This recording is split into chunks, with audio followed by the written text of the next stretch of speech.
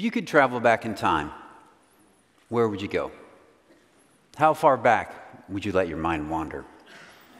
We, as large-brained primates, pretty good at understanding about 100 years, roughly a human lifetime. We're less good at thinking about deep time. That is the time before recorded history. Here's something to get your bearings. Imagine the whole of Earth history as the distance between your outstretched arms. Starting 4.5 billion years ago, here, we travel up our timeline until the first life appears 3.7 billion years ago. Now, at this point, you might want to get a comfortable chair and a good book because we have to wait another 3.1 billion years until the first life appears that has something that looks like a backbone. That's 530 million years ago. Dinosaurs show up on the scene 230 million years ago. That's right at the base of my finger. Dinosaurs go extinct 66 million years ago, the last segment of my finger. Anatomically modern humans, us, show up about 300,000 years ago, and that's for the very end of my finger. And the whole of human history can be erased with a nail clipper.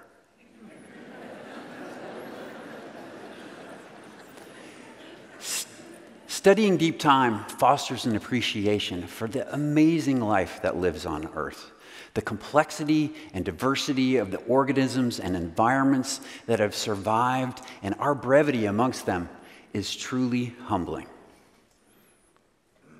My job as a paleo artist is to put the flesh on the bones of extinct animals. I do this by time traveling with scientists. Sometimes this takes me to where horrible things have happened. I follow in the wake of glaciers, tsunamis, volcanic eruptions, meteor impacts, and mass extinctions. In short, anywhere where animals, humans, or their artifacts are unlucky enough to be preserved in exceptional detail. I'm sort of a prehistoric ambulance chaser. It's just I'm a little late to the scene. Case in point, I was commissioned to create 5 of the ash figures from Pompeii, Italy.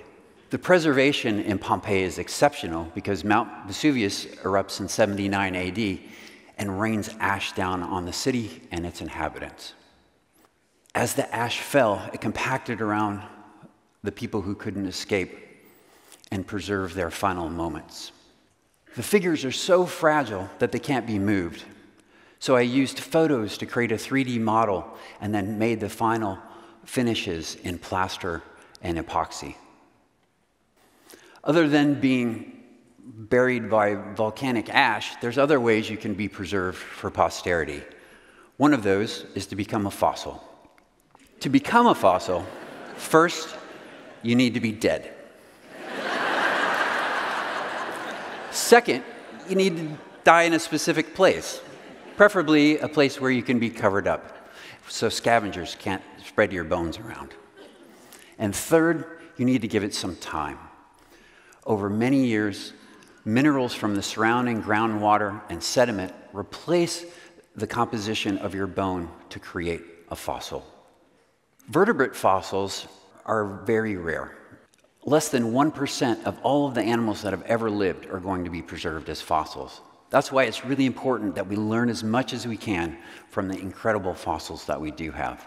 The first part of any project for me is to learn as much as I can about the subject. The more I can learn about this dead animal, the closer to life I can bring it. My subject matter can vary in size and complexity, like this tiny dinosaur about the size of a chicken called Sinosauropteryx from China, and one of the first dinosaurs discovered with feathers, to some of the largest animals to ever live on Earth, like this Quetzalcoatlus with a 30-foot-long wingspan at the Whitty Museum in San Antonio, Texas. Or this immense megalodon, 52 feet long, that my team and I made for the National Museum of Natural History. or some of the biggest animals to ever walk on Earth, like this life-size Camarasaurus for the Denver Museum of Nature and Science. All of these sculptures initially are made in clay, but they can be cast in a lot of different materials. It really just depends on what final effect you're trying to achieve. Like this 40-foot-long crocodile called Sarcosuchus found in the Sahara Desert. Or this life-size Columbian mammoth cast in bronze. Sometimes it's the physical scale of the projects that is the greatest challenge. When I first started doing sculpture, I never anticipated having to worry about the height of overpasses or stoplights. I've spent a really large part of my career trying to figure out how to get really large animals through small doors. As long as artists have had a way to do it, they've captured and created images of the world around them. It's likely that art and language co-evolved as a means of communication. And in some ways, art has always been a way to express ideas. The thing that's different between a fine artist and a museum artist is that a fine artist is rewarded for showing a particular style. When you see this painting, you know it's Picasso because of its style. My job as a museum artist is to completely disappear. In fact, I've failed at my job if you can see my hand in the making of the object. Paleo art endeavors to interpret complicated science about Earth history and present it in a way that we can all relate to today. Digging with scientists is an incredible experience, and I get a huge charge of inspiration by spending time with scientists in the field. So how do you begin to visualize an animal that no human has ever seen? Well, you start with what we have, the fossil bones. A skeleton can tell us a lot about an animal.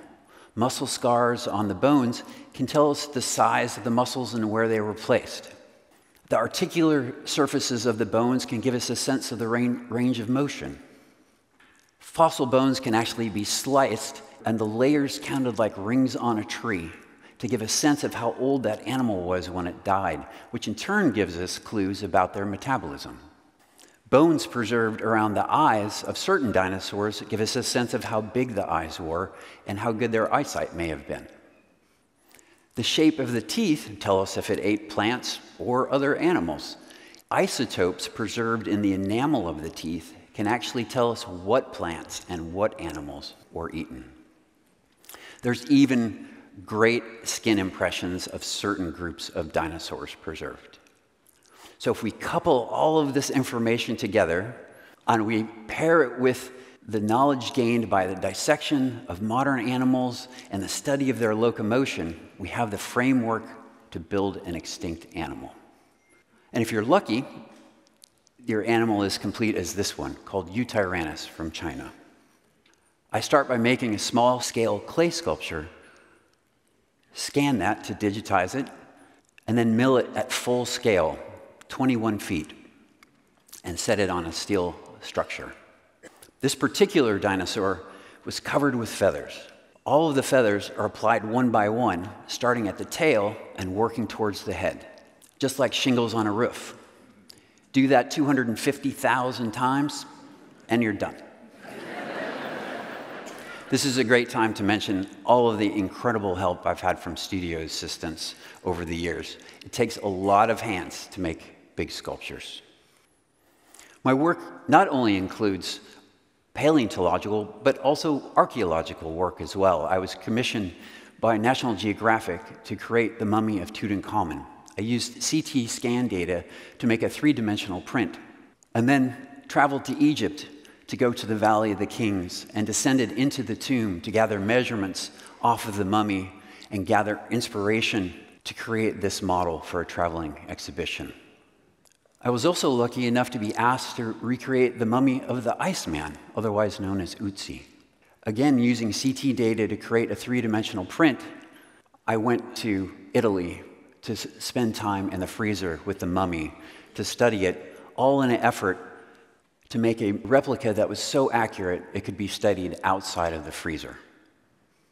When putting flesh on our most ancient ancestors, it's a muscle-by-muscle approach, as was the case with Australopithecus afarensis, or Lucy.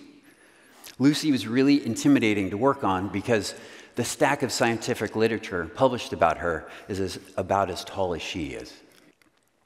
When working on anatomically modern humans, like this skull from a site in the Sahara called Gobero, I used 21 different points of the skull that are acknowledged by skin depth tissue averages. It's a long process, and it takes a lot to get to the final product. But there's a part of the process where the technique falls away. The sculpture becomes a person looking back at you for the first time. Creativity is the defining character of our species. No other animal has the ability to envision lost worlds and use art and science to fill in the gaps of our story. Ultimately, the goal is self-understanding. And art has always been the tool to help us locate our place in time and to tell us who in the world we are. I study the dead so I can understand life and hopefully elicit wonder and awe and respect for the amazing planet that we live on. Just think, to get here today, every single one of you has won the evolutionary lottery.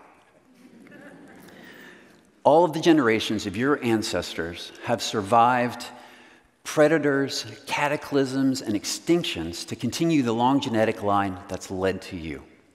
Reaching across time allows us to understand that we are all part of a common ancestral lineage.